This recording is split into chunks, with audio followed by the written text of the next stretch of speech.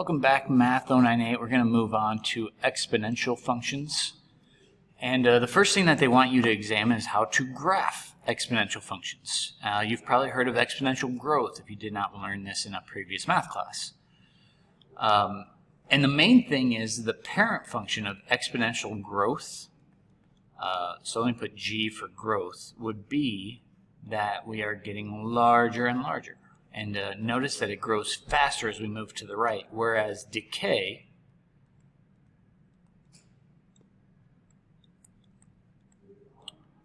looks more like this.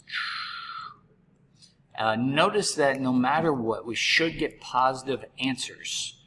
In other words, we have a horizontal asymptote, if you've ever heard that phrase before, at y equals 0. That means we're not going to cross the axis unless we shift down. You know, we could have a graph that shifts down.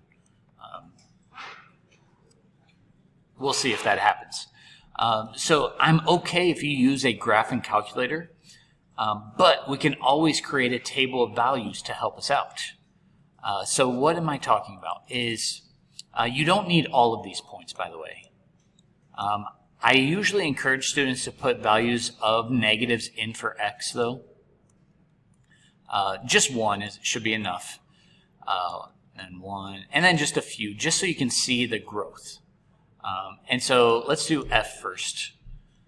Well, you may have forgotten, but that's what I'm here to help you remember, is that when you have a negative exponent, so 2 to the negative first power, that really means 1 over 2 to the first power. And you may have also forgotten as well that 2 to the 0 power is equal to 1. 2 to the first power is 2. And then 2 squared is 4. Let's give you one more value just so you can actually see the pattern going on. When x is 3, 2 to the third power means 2 times 2 times 2. So it is 8. So something I want to point out, and because a lot of students mess up this, when x is 0, the y value is 1. So you're not alone if you were thinking that something to the 0 power was not 1. But let me explain quickly, because if we move down this chart, we're multiplying by 2. So that means if we go up the chart, we need to divide by 2. Well, 2 divided by 2 is 1, not 0. So that's why this has to be a positive number. And it wouldn't satisfy the parent function if we just magically jump down. So there's a few reasons why this graph looks like this. And if I divide by 2 one more time, 1 divided by 2 is 1/2. That's what I meant to say. So let's graph these on the same axes. As I mentioned, they're going to look like this. And I'm going to purposely put like 0, 1 really boldly right here. 1, 2. I'll go back to that other color. But let's at least get to 4. 3, 4. And then 3, 4, 5, 6, 7, 8. You know, something like this. So that other color I was using, these are the points for f. 2 went up to 4, and then 3 went up to 8. And we had at -1, we had a 1/2. So what we need to examine is that f looks something like this. It's probably the best graph I've ever drawn. So let me choose a different color for 7 to the x. So I'm looking at G now. Well, it's still true that when I plug in 0 for x, 7 to the 0 power is still equal to 1. And same thing is you can think of this as 7 to the first power or multiplying by 7 as I go down. 7 squared is 49. It's obviously off the chart by this point, so I'm not going to... You can use a calculator to figure out that last point. And then down here is 1/7. Because again, we have to go backwards. We have to divide by 7. So that means that at x is -1, it's a lot closer to the x-axis. At 0, it still has a y-intercept of 1. But at x equals 1, it shoots all the way up here to 7. And it's way off the chart after that. This is the behavior of exponential growth. And feel free to use a graphing calculator to double check that these answers make sense. You know, just a quick 2 to the x power, and then, whoops, 7 to the x power.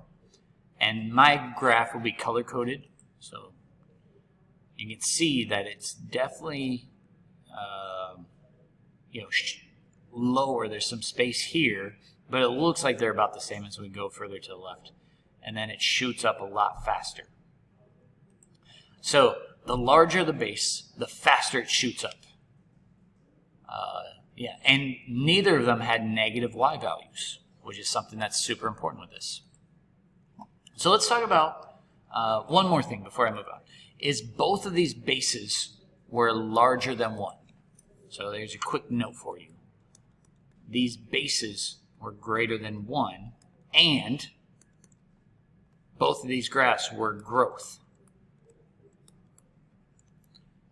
Kind of a big reason why I'm mentioning it there, because here we're going to have a base that is smaller than 1, and I'll let you make a conjecture onto what's happening here. Now again, you can make a table of values. Let's just make it a few points. So let's do -1, 0, and 1. I think that'll be enough, especially if you're familiar with what the graphs look like. I'll just write F and I'll write G there. Okay, and I need to go to at least 5. 1, 2, 3, 4, 5. And I'm kind of giving away something here by not showing any negative values. But that's okay. Let's do F in red. Well, let's think about it. If we take something to the 0 power, it still equals 1, no matter what. So that's something to remind yourself of, is that the y-intercept would be 1 for the parent function no matter what. Now, if we shift it, it can change. Like I'm looking at exercise 3 will be shifted, so the y-intercept will not be 1. But if I were to plug in 1 in for x, well, 1/3 to the 1 power, it's still itself. So when x is 1, we get about 1/3. Now, let's think about what happens when we have a negative exponent. Okay, well, if we had 1/3 to the negative first power, you can take -1 to each power, but some people they'll flip that number and then take it to the first power. So 3 over 1 to the first power is equal to 3. So -1, 3. So what we have is this graph. And that's what I mean by, as long as you understand the behavior of exponential, you don't need a bunch of points. You just need to make sure that you have a rounded off curve. But notice it's going down and to the right. So this is decay, exponential decay on this. So you can try G on your own, but you should notice that it's still going to be the ordered pair 0, 1. 1/5 to the 0 power is still 1. 1/5 to the first power is 1/5. And then doing the reciprocal to make it to the positive first power makes that 5. So labeling some points a little bit lower here. So it's decreasing a lot faster, and then it kind of levels off there. And it looks like it's the same to the right. But on all of our parent functions, I tried to make a note right here, except I did a poor job right there, is that they should have a y-intercept at 1. For a parent function, the y-intercept should equal 1. And there is no x-intercept. So that's another thing to keep in mind. So before doing anything on exercise 3, I would think of the parent function first. Well, the parent function being the base is 2. That's 2 to the x. Since 2 is greater than 1, that tells me that we have growth. And then let's think back to an earlier unit when we talked about minus with the x. That shifts the graph. I'll write it right here. And remember, it's backwards when you're subtracting the 3. So it's right 3. It's backwards when you do that to the x. So what I typically do is I think about, well, the graph of 2 to the x normally has a y-intercept of 0, 1. That's normal. But we're going to shift it to the right 3 units, and then we're going to have growth from there. And I'm not going to get out a protractor and measure how perfect your exponential growth is. If I was being really strict, I would say that this is too steep. But if you use a graphing calculator, one more thing I need to mention with Desmos at least is you have to put your exponent in parentheses. Otherwise, it will not do x minus 3 in the exponent. So if you use Desmos, remember that. So you can see that this graph really shouldn't be as steep as what I drew it as, something like that. Now, if you want to get crazy, you can make all of the ordered pairs and shift all of the ordered pairs right 3, which I actually make my pre-calculus students do. Okay, so I want you to start getting the habit of this method of the common base to get these answers. Because I know you guys are smart and you guys can probably look at this and say that the answer to the very first problem is x equals 2. But what I want you to do is think about how 3 and 9 can have the same base. That's what the word common means. It's just the math term we use. Now, there's nothing you can do with 3 because 3 is a prime number. So that's your clue that you can change 9 to be a base of 3 squared. And here's the thought process, is if the bases are the same,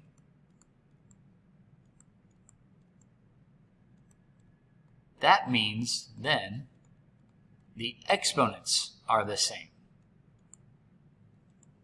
Now there's a reason for that that we haven't really gotten to yet, so we'll just leave it as this. So if the bases are the same, they're both 3, then the exponents must be the same, so x must equal 2. And that's the thing, is I don't know how many of you could just look at this problem and tell me what the exact answer is. 8 to what power gives you 16? But you could change both of these to the same base. Now if you're thinking 4, hold off a bit, because 4 to the second power is 16, not 8. Every year I get somebody that thinks that. The better response would be 2 to the third power gives you 8. 2 times 2 times 2. Sometimes what I'll do is I'll write it like this, because a power to a power means you multiply those exponents. So sometimes what I'll do is I'll just say, oh, as long as you understand that 2 to the third power is equal to 8, leave the other piece in parentheses, so you know that you're multiplying those things. So on the right side, we want the same base of 2. Well, 2 times 2 is 4, times 2 is 8, times 2 is 16. That took 4 of those. So now the bases are the same, then the exponents must be the same, and that's why I want you to make sure you know to multiply those pieces. And now from here, you can solve for x by dividing 3 over, and I don't know how many of you would be able to guess that the exact answer for x is 4/3. And we can do the next one using the common base as well. And I don't know how familiar you are with 5, but 5 to the third power is 125. And then 5 squared is 25. So what's new about this problem is you need to make sure you distribute that 2 to each piece. So on the left side, we have the exponent of 3x must be equal to 2x minus 4. So if I subtract 2x to the left side, I get 1x is equal to negative 4.